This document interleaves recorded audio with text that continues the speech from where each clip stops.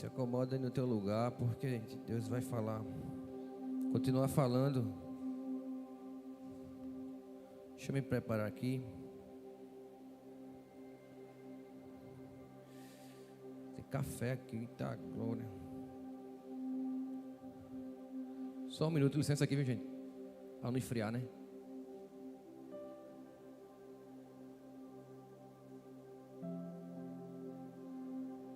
Que Deus te use poderosamente, nós te amamos. Isso é o mistério acolher, viu? Você pode dizer amém? Deus é bom ou não? Servidos. Vai aquecer aqui para dar uns gritos. Estou com o dedo meio feio aqui, mas estou aqui, estou de pé. Fazendo um almoço em casa hoje, né? A gente inventa de fazer uns almoços. A faca veio no lugar errado aqui. Logo hoje que eu ia pregar, eu disse, mas menino, como um dia a minha saúde é de balde. Eu estou pronto. Abre tua Bíblia em Salmos. Eu vou pedir, Jorge, por favor, desliga esse ventilador, amigo. Acho que é isso que... Muito obrigado, meu irmão. Enquanto você procura, abre sua Bíblia aí no livro de Salmos, eu vou tomar mais café, para não esfriar. Salmo, capítulo 1.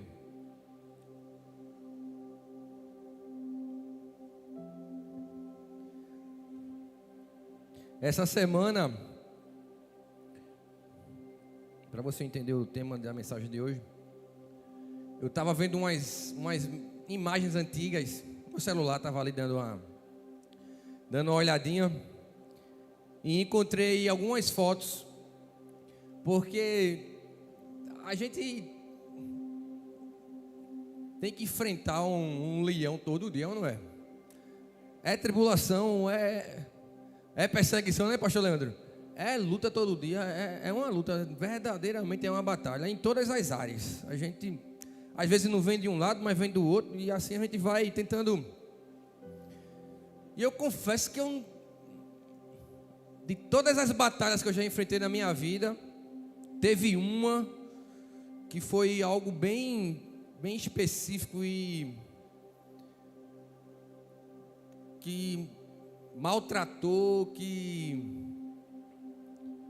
a gente pensa que não vai dar certo, que vai ter um final triste. Foi quando meu irmão teve câncer. Para quem não sabe, eu tenho um irmão gêmeo, e há 6 anos atrás, eu acho que é isso, ele foi diagnosticado com um câncer no cerebelo, algo para matar, um nível mais violento. E aí começa aquela correria para você tentar, né, vencer. E foi vencido, graças a Deus, né? Mas eu estava vendo as fotos e eu não estava ali me lamentando de forma alguma. Eu estava dizendo assim para Jesus: o que é que eu tenho que fazer para agradecer o Senhor por esse milagre? Sabe, eu olhava aquilo e dizia, né, e falo com meu irmão todos os dias e dizia assim: o que é que eu posso fazer, sabe? Porque durante o processo a gente declara cura, a gente declara que vai ficar de pé, a gente declara o nome de Jesus, a gente declara tudo para que o Senhor nos cure, para que o Senhor nos tire desse embaraço. Mas parece que quando acontece, quando o Senhor dá o milagre, quando o Senhor abre a porta, a gente tende a esquecer tudo que o Senhor fez. E eu me questionei o Senhor, o que é que eu preciso fazer para ser tão grato por tudo que o Senhor fez? O Senhor disse assim para mim, e é o tema da mensagem de hoje, que é escolhas. O Senhor disse: escolha o meu nome todos os dias. Você entendeu isso? Não escolha andar com Jesus apenas quando tiver tudo bom. Não. Porque até o dia que cruzar o rio azul, o muro, até no dia que chegar num lugar que não haverá mais noite, nós vamos enfrentar dificuldades diariamente. E Jesus precisa ser escolhido diariamente. Porque num lapso de tempo que eu e você deixarmos de escolher Jesus, pode ser fatal. Misericórdia mesmo. Pode ser fatal para a minha vida e para a tua vida. Por isso que essa mensagem queimou no meu coração e eu vou compartilhar ela com vocês. Porque nós que somos pastores, líderes, ministros da palavra, nós temos uma responsabilidade. Nós precisamos construir e ao mesmo tempo desconstruir o que muitas pessoas falam sobre a palavra de Deus diariamente. E como atalaias, como os vigilantes que somos, nós não podemos olhar isso passivamente e deixar as pessoas morrerem, sendo atraídas pela mentira que o mundo oferece, e fechar os nossos olhos para isso, não. Na última reunião que tivemos aqui com os pastores, eu até falei isso no culto dos homens, o pastor Leandro falou claramente para a gente aqui: estou preocupado com quantidade não, para chegar onde Deus quer nos levar não. A gente tem que chegar sabendo quem Jesus é. Então, a nossa vida tem que ser uma vida de escolha. E escolher Jesus diariamente é algo muito difícil, mas não é impossível. E a escolha determina o processo que nós vamos enfrentar. Tem escolhas erradas que nos levam a enfrentar um processo muito doloroso. E aí eu chamo você a pensar: será que nós estamos dispostos? Será que nós estamos prontos para as escolhas erradas? Porque toda escolha errada não envolve Jesus, é simples. Ah, pastor, se eu escolher Jesus, a minha vida vai ser uma alegria eterna? Aqui não. No mundo tereis aflições, mas eu tenho certeza que se você escolher Jesus, o barco vai balançar, mas não vai virar. Existirá fornalha, mas você não se queimará. A vida com Jesus é muito mais fácil. O peso é muito mais leve. O fardo é muito mais suportável. Mas é uma questão de escolha. Amém? Licença para o café.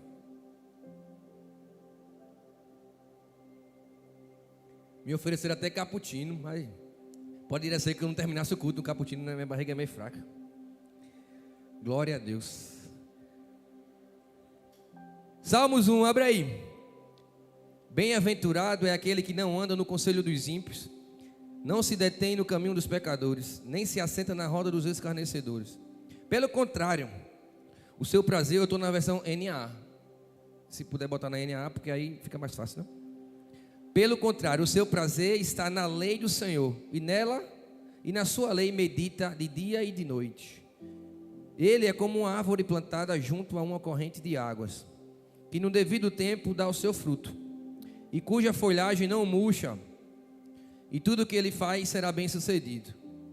Os ímpios não são assim.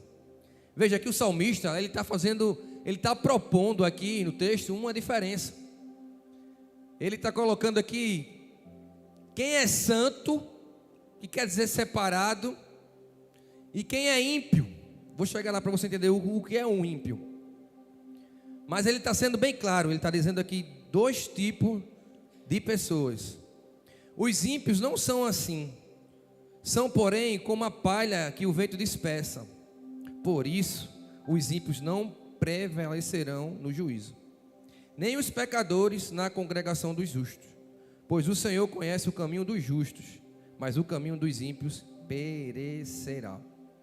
Escolhas não é, ou melhor, é uma decisão que nós compulsoriamente precisamos tomar. todos os dias. E toda escolha causará em nós algum tipo de resultado. Tem consequências a partir das nossas escolhas. O salmista disse aqui: bem-aventurado é aquele, ele está colocando, feliz vai ser um que anda, ou melhor, que escolhe um lado, em detrimento do outro que vai escolher algo totalmente diferente, aqui que ele chama na tradução de contrário. É o oposto, é o outro lado, é o caminho contrário. Quem está entendendo diz amém. Entenda que nesse mundo que a gente vive, e aqui eu quero pregar não só para aqueles que se denominam crentes. O que é um crente, pastor? Um crente é aquele que declarou Jesus: eu confesso Jesus como Senhor e Salvador da minha vida, eu andarei em santidade, que tem muito a ver com isso que eu vou falar aqui, eu andarei em retidão, eu honrarei o Senhor dentro e fora da igreja, no aberto ou no oculto. E para você que ainda não conheceu Jesus, que está aqui hoje ou que está em casa escutando, existem dois caminhos, os dos justos e o dos ímpios. Aqueles que decidem andar com Jesus e resistirem até o final, viverão com Ele eternamente. Aqueles que não aceitarem Jesus, viverão sem Ele eternamente no inferno. Eita, faz tempo. Porque quando fala de inferno, o pastor está sendo ignorante. Mas o mundo nos impulsiona a falar daquilo que a Bíblia nos mostra, daquilo que a gente vive na palavra, daquilo que a Bíblia nos exorta todos os dias a andar. Eu fui exortado a escolher Jesus todos os dias, para que eu esteja pronto para quando Ele voltar, eu ir morar com Ele. Porque se esse não for o nosso foco, está tudo errado.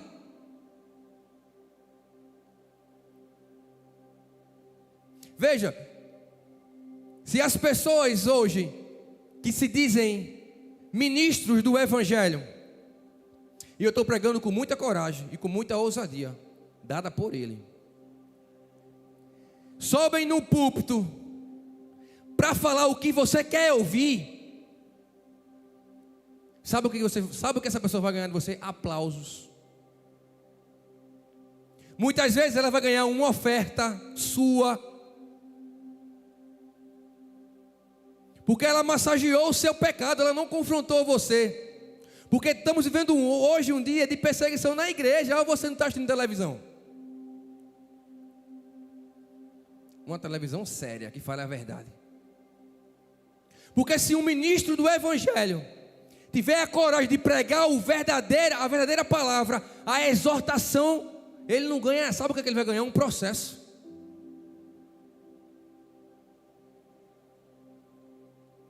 Porque ele vai ser acusado disso, daquilo outro. Mas o salmista diz: bem-aventurado aquele que não anda no conselho dos ímpios, não se detém no caminho dos pecadores, nem se assenta na roda dos escarnecedores. Salmo 119, 35. Pode colocar aqui, por favor. Salmo 119, para ser mais rápido, e 35. Ou melhor, Salmos 26. Salmo 26, verso 4. Não me tenho assentado com gente falsa, e com os hipócritas não me associo. 25, o 5. Detesto a assembleia. A assembleia é ajuntamento, é associação, é gente junta. Detesto a assembleia dos malfeitores, e com os ímpios não me assento. O salmista está declarando quem é o justo. As características do justo são essas. Olha o verso 2. Pelo contrário, o seu prazer está na lei do Senhor, e na sua lei medita de dia e de noite. Salmos 119, verso 35. Coloca aí, irmão, por favor. 119, 35.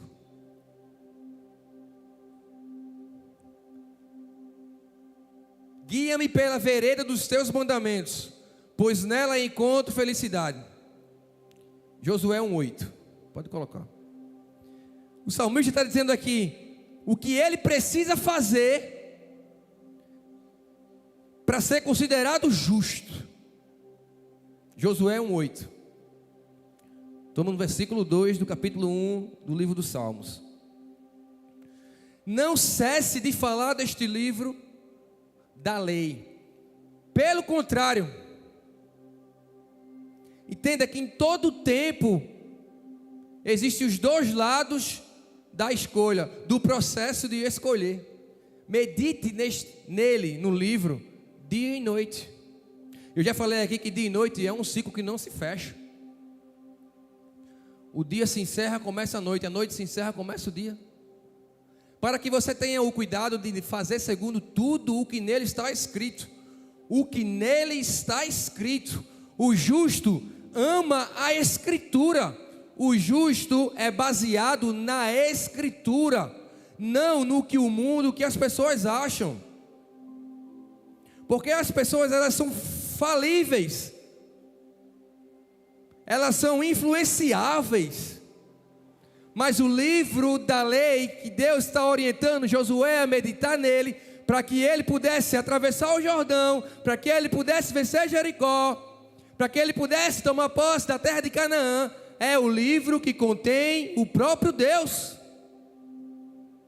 Ele precisa escolher esse lado para que ele possa. Então você prosperará e será bem sucedido. Estou no 3. Isso é só uma introdução para a gente chegar em outro texto, que vai ser bem objetivo. Eu espero. Ele é como uma árvore plantada junto a uma corrente de águas. Já vai tentando Jeremias 17:8, por favor. Ele é como uma árvore plantada junto a uma corrente de águas, que no devido tempo dá seu fruto, e cuja folhagem não murcha, e tudo que ele faz será bem sucedido. Veja a clareza com que o salmista destrincha as características do que é um homem que escolheu o lado da justiça, que se apartou do outro lado.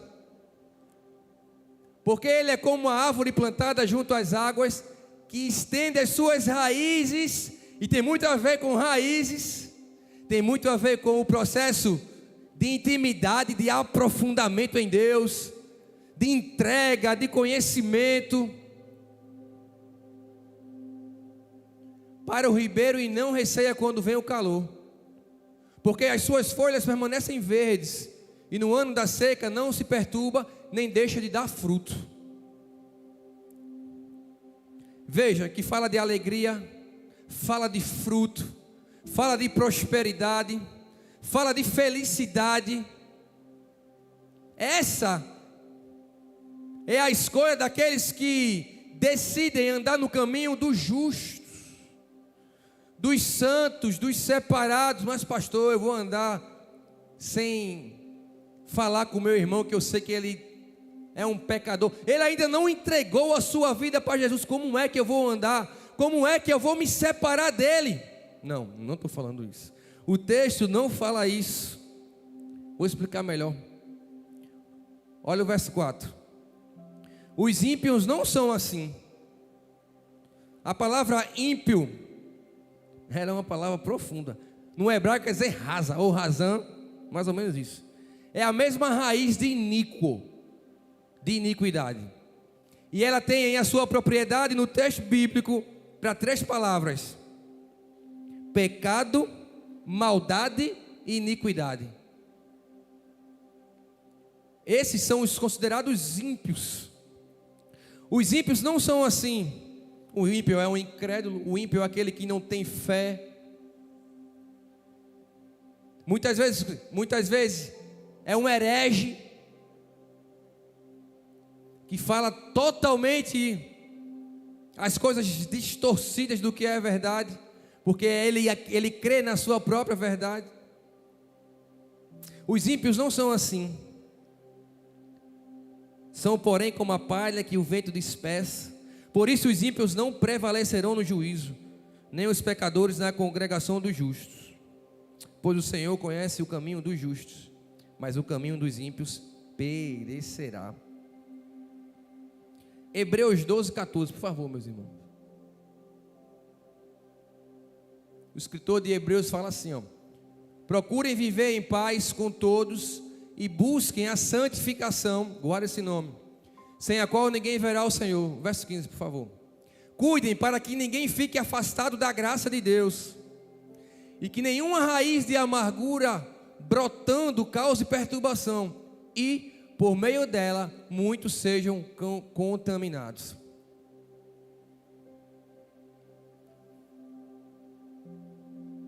Escolher andar com Jesus é, sobretudo, decidir ter uma vida de santidade.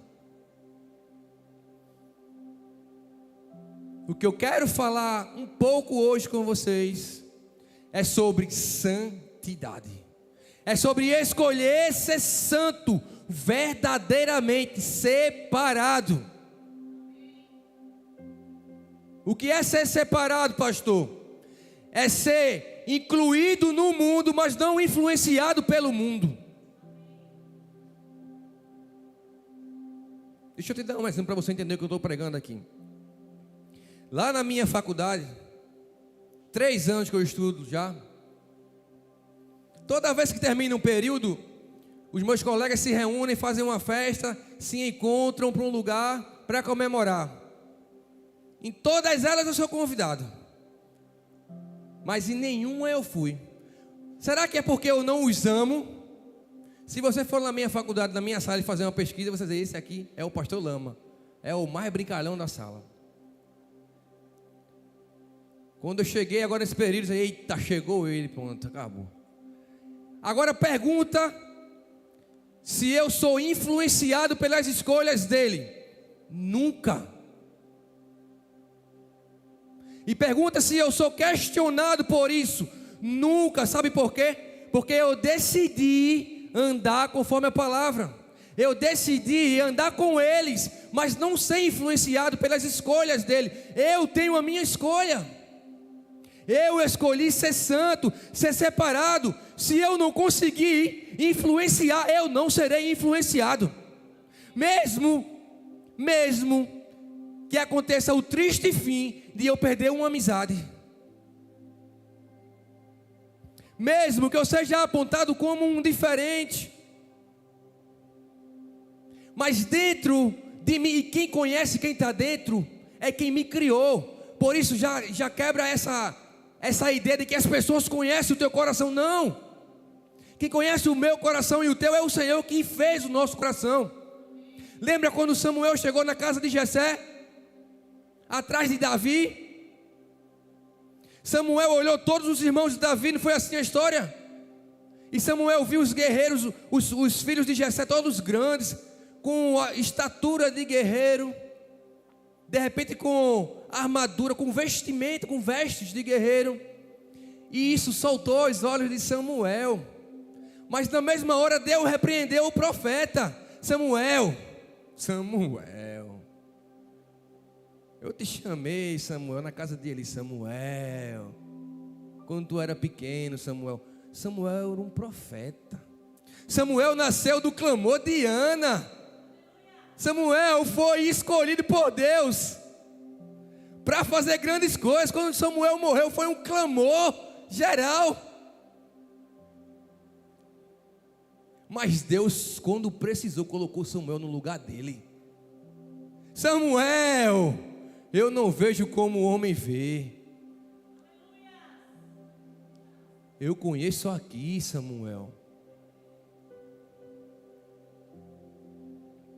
Portanto, escolha ter uma vida santa, separada, verdadeira.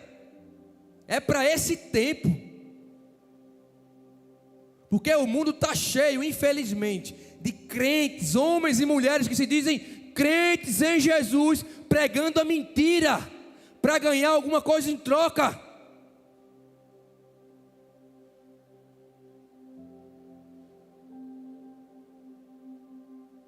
E nós, e nenhum pastor ou quem sobe aqui vai pregar isso não.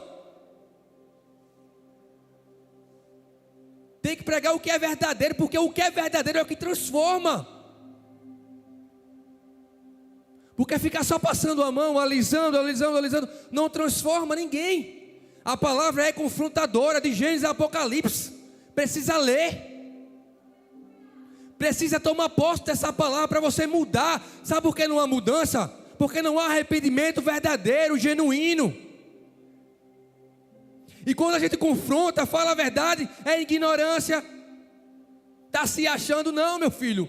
Tem céu e inferno, você escolhe. Ou vai ficar no inferno ou vai para o céu. É escolha. Porque senão eu estava em casa no Netflix, estava pregando não. Estava assistindo dorama, não era, Riva? Mas enquanto existir um povo aqui que crê nesse evangelho, e um povo que ainda não crê, mas precisa ser salvo, a gente vai falar a verdade. Porque quando eu chegar lá, o servo bom e fiel precisa andar assim, ó. Senhor, enquanto o microfone esteve na minha mão, enquanto eu tive a oportunidade, eu falei a verdade.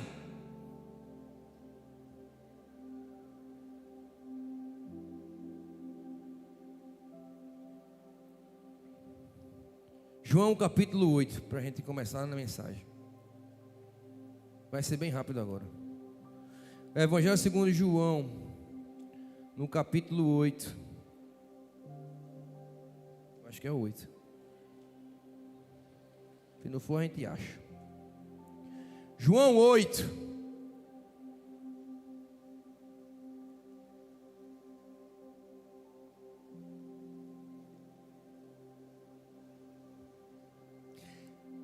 É preciso escolher o lado certo. E é preciso honrar a sua escolha.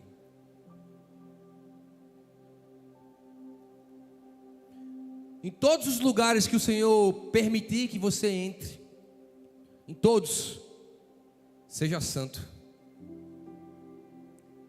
Seja diferente, seja destaque. Não seja religioso, não critique, não julgue, não aponte, mas não se renda às coisas do mundo. Mas não se curve ao Deus estranho, em troca de algum benefício, em troca de uma posição de destaque. Tem que crescer. O crente que entendeu quem Jesus é, o crente que entendeu que Jesus está voltando, ele precisa ser maduro. E o que é ser maduro, pastor? É ser velho? Não. É entender que Jesus está voltando e você precisa estar pronto para esse grande dia. Esse é o evangelho verdadeiro da cruz, da renúncia.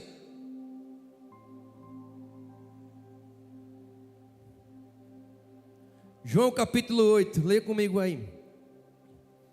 Jesus, no entanto, foi para o Monte das Oliveiras de madrugada. Ou melhor, de madrugada voltou novamente para o templo. E todo o povo se reuniu em volta dele. E Jesus, assentado, os ensinava. Então os escribas e fariseus trouxeram à presença dele uma mulher surpreendida em adultério. E fazendo-a ficar em pé no meio de todos, olha a vergonha da mulher, disseram a Jesus: Mestre, esta mulher foi surpreendida em flagrante adultério. Na lei, Moisés nos ordenou que tais mulheres sejam apedrejadas. E o Senhor, o que tem a dizer? Eles diziam isso tentando para terem de que o acusar. Mas Jesus, inclinando-se, escrevia na terra com o dedo. Imagina essa cena aí. Como eles insistiam na pergunta, o silêncio de Jesus a fizeram eles perguntar de novo. Insistiam na pergunta. Jesus se levantou e lhes disse: quem de vocês estiver em pecado? Vamos lá. Quem de vocês, olha a resposta de Jesus, estiver sem pecado, seja o primeiro a tirar uma pedra nela. E inclinando-se novamente, continuou a escrever no chão. Mas eles, ouvindo essa resposta, foram saindo um por um. E começou pelos mais velhos até os últimos. Isso aqui fala de geração, ó. Ficando só Jesus e a mulher em pé diante dele. Isso aqui fala de intimidade, ó. Levantando-se Jesus perguntou a ela: mulher, onde estão eles? Ninguém condenou você? Ela respondeu: ninguém, Senhor. Então Jesus disse: também eu não a condeno. Tem um final, não tem? Vá e não peques mais. Todos queriam pegar Jesus para apontar alguma coisa para ele. Entenda que a melhor parte da nossa vida, enquanto santidade, é escolher Jesus. Porque se nós somos íntimos de Jesus, próximos de Jesus, nós teremos a resposta certa, na hora certa, para a ocasião certa. Em todos os momentos que a oferta contrária chegar para a gente vai saber sair da situação, não como um acusador, não como um juiz, mas como uma pessoa diferente, separada, tem algo diferente nele. Porque enquanto Jesus se cala e escreve no chão, os escribas e os fariseus pensavam: cadê a resposta dele? Porque se fosse o mais alto do escalão da sinagoga mais importante ali do contexto, já tinha acusado a mulher, já tinha sentenciado a mulher, mas Jesus, inclinado, escrevia. O que é que ele escrevia? E eu sei lá o que ele escrevia. Eu sei que o silêncio de Jesus acabou com a religiosidade daqueles homens.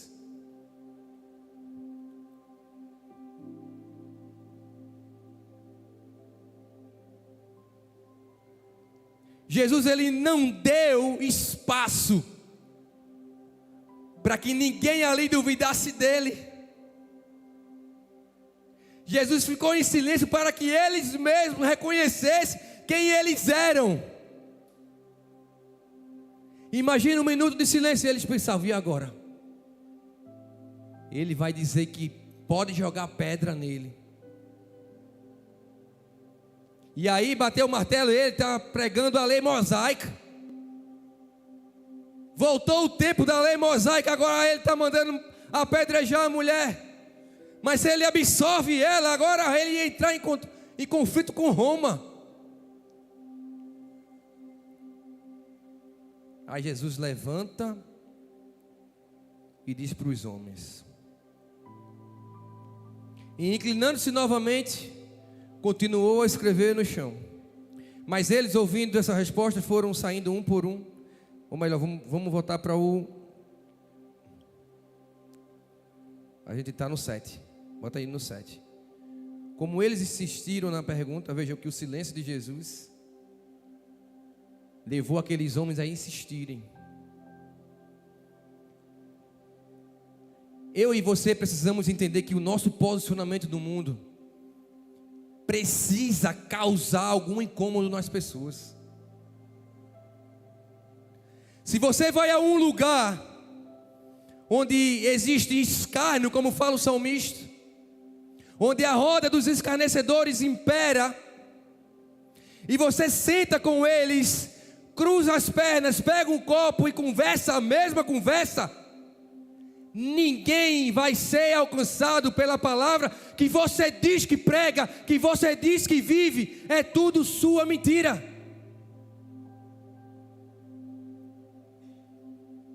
Mas se você chegar num lugar onde a roda dos escarnecedores é interrompida pela sua presença, aí sim, perdeu seguidores na terra, mas ganhou estrelinhas no céu, para ser bem carinhoso.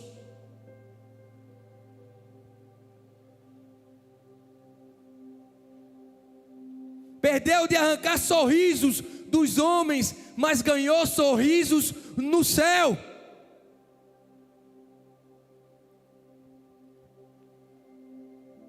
todo dia você é chamado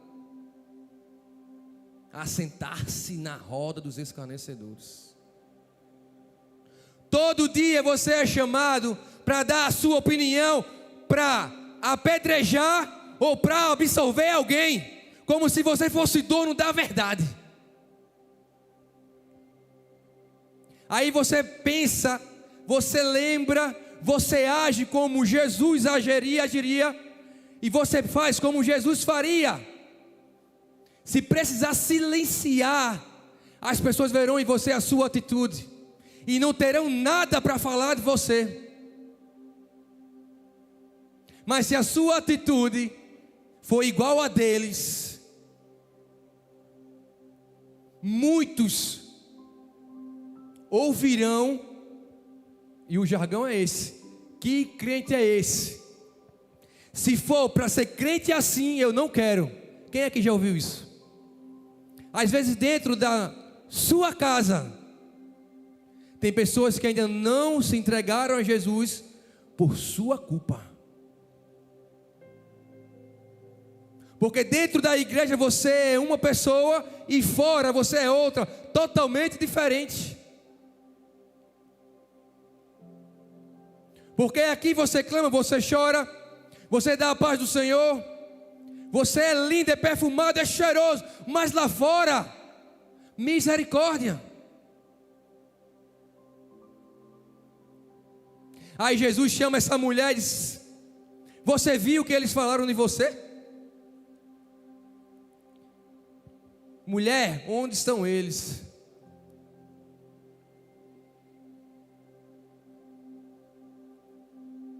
Porque do mais velho ao mais novo tiveram que ir embora. Não suportaram a santidade de Jesus. As bocas de fumo não suportam a santidade de Jesus, que tem que existir em mim e em você. O pecado não pode suportar a santidade de Jesus, que tem que existir em mim e em você todos os dias. A mentira, a prostituição, a pornografia, o adultério, que foi o crime da mulher, o falso testemunho, a crítica. Porque tem crítica que é reflexão, é produto de uma reflexão. Mas tem crítica que ela nasce de uma inveja. Ela vem por causa do crescimento de algo, de alguém. E você critica a pessoa que cresceu. Esses dias eu postei sobre Mical na minha rede social. Davi entrava na cidade, levando a arca que ele reconquistou, dançando e pulando, e Mical na janela criticando. Não gera nada.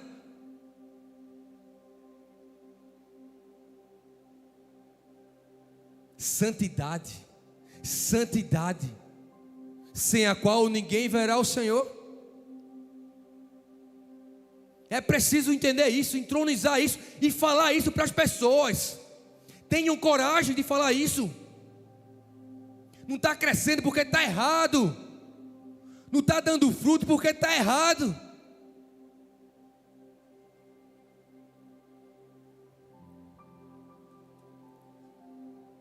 Mas Deus é amor. Mulher, onde estão eles? Ninguém condenou você. Ninguém condenou você? Jesus pergunta para a mulher, né? Ela respondeu: ninguém, Senhor. Ninguém teve coragem de me condenar. Então Jesus disse: também eu não a condeno. Acabou aqui o texto?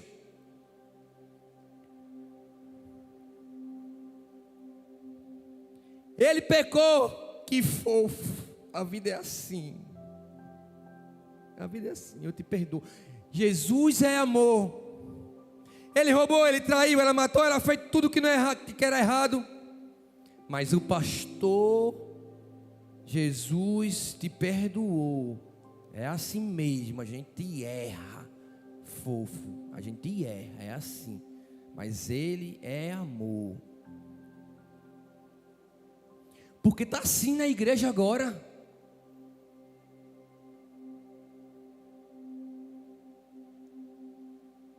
o que conserta, o que livra é o arrependimento. E muitas vezes, ou melhor, só há arrependimento quando há confronto. E a palavra de Deus, ela é o confronto diário para a minha vida e para a tua vida. Não é rios. Que bom, que lindo. Lê a palavra todo dia para tu ver o que tu vai crescer. Tem erro que você não vai tomar de noite. Olha para cá em nome de Jesus. Tem erro que você não vai cometer à noite, porque você leu a palavra de dia. Porque na hora de cometer você vai lembrar que a palavra te preparou para não pecar, para não tomar uma decisão errada, para não escolher o lado errado. Mas Jesus diz para ela: ei, eu não te condeno. Olha que amor, é amor. Agora, ao final, vá e continue assim. Vá e não peque mais. Jesus está dizendo em linhas, nas entrelinhas, para mim e para você: errou é do homem. Agora, levante-se, se arrependa e não erre mais. Por quê? Pode ser que quando você errar de novo, seja tarde demais. Como eu sou muito espiritual e sonho que as pessoas precisam entender a palavra e mudar verdadeiramente, no texto não fala, mas eu fico imaginando aqueles homens que queriam apedrejar a mulher. Será que, se você trazer o contexto da lei mosaica, do contexto dos homens, de como as mulheres eram apartadas do convívio para serem donas de casa, cuidar dos filhos, também das lavouras e etc, etc.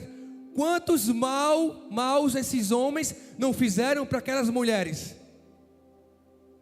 O que tem a ver, pastor? Presta atenção. Será que Jesus só direcionou essa palavra para a mulher ou foi para todo mundo que estava ali?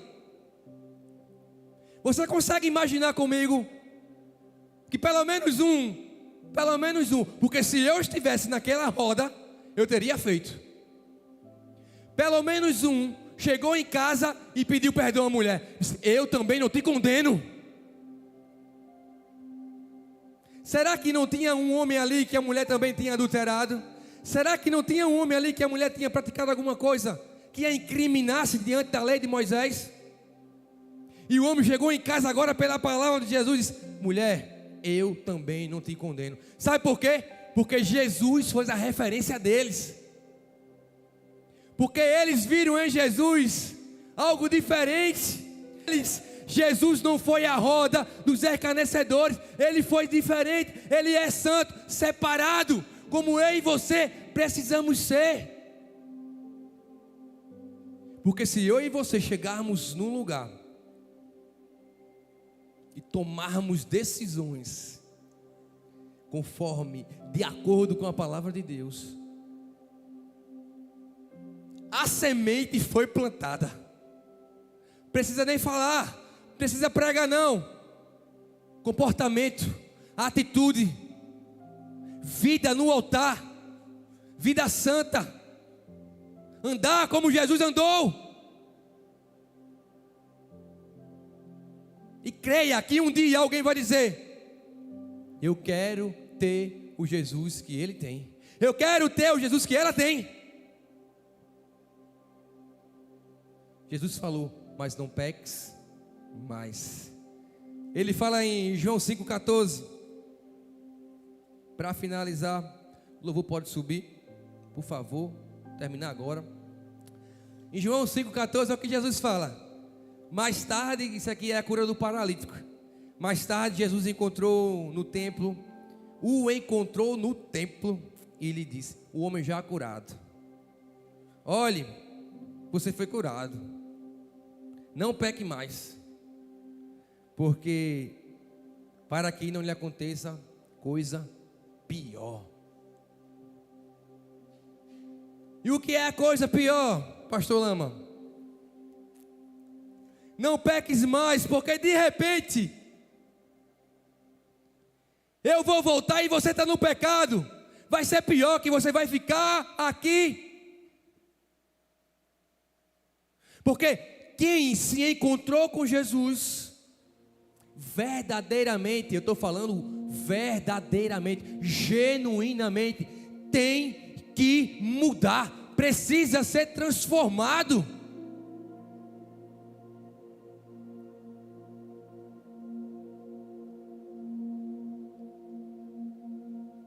E Apocalipse 22 diz assim, é o último livro, o último capítulo da Bíblia.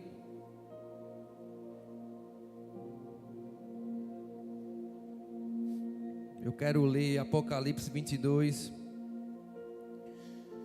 a partir do 14. Bem-aventurados aqueles que lavam as suas vestes, para que tenham direito à árvore da vida, e entrem na cidade pelos portões. Fora ficam, na minha versão, na fora ficam os cães, os feiticeiros, os impuros, os assassinos, os idólatras e todo aquele que ama e pratica a mentira. Isso é o final do texto bíblico. Desde Salmos 1 até Apocalipse aqui que a gente leu agora, passando pela mulher pega em adultério. Aquela mulher, ela teve que escolher agora não pecar mais. Por quê, pastor? Ela teve um encontro com a própria vida.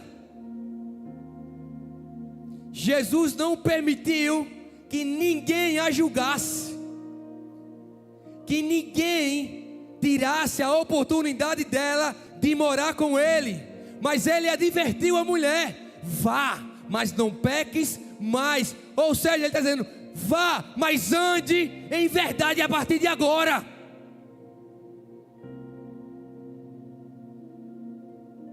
Tome atitudes diferentes.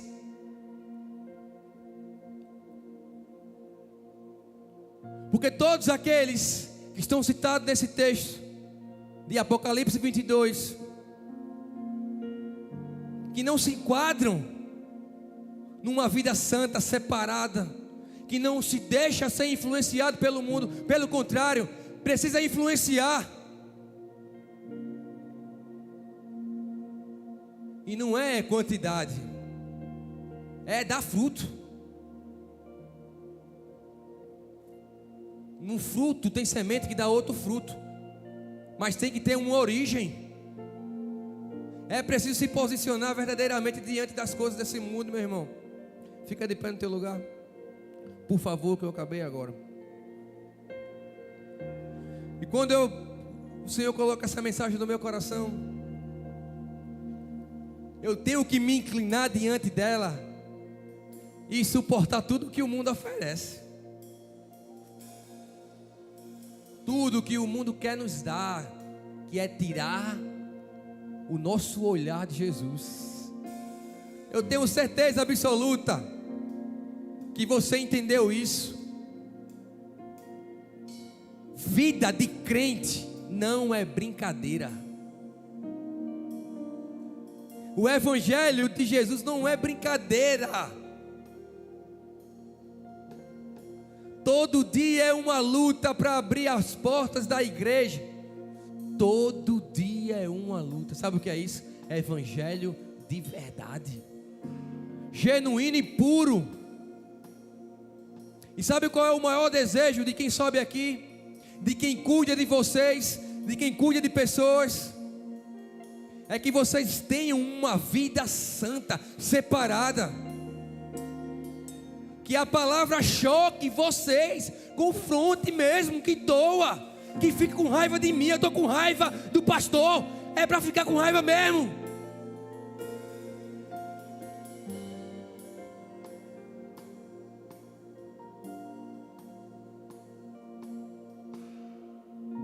porque a palavra é essa. Tem aqueles que vão e aqueles que vão ficar. E a gente, olha para cá, ainda estamos no tempo da escolha. O tempo da escolha. Aqueles que pecaram, como eu, Jesus passou e disse: sabe o que? Eu não te condeno. Agora vai e não peca de novo. Sabe o que ele está dizendo? Te levanta, te conserta, porque eu vou voltar. Agora, se você vai, a certeza que nós temos é essa, igreja, é que Ele vem. E a nossa convicção, a nossa luta é para ir com Ele. Amém? Que o Senhor abençoe vocês.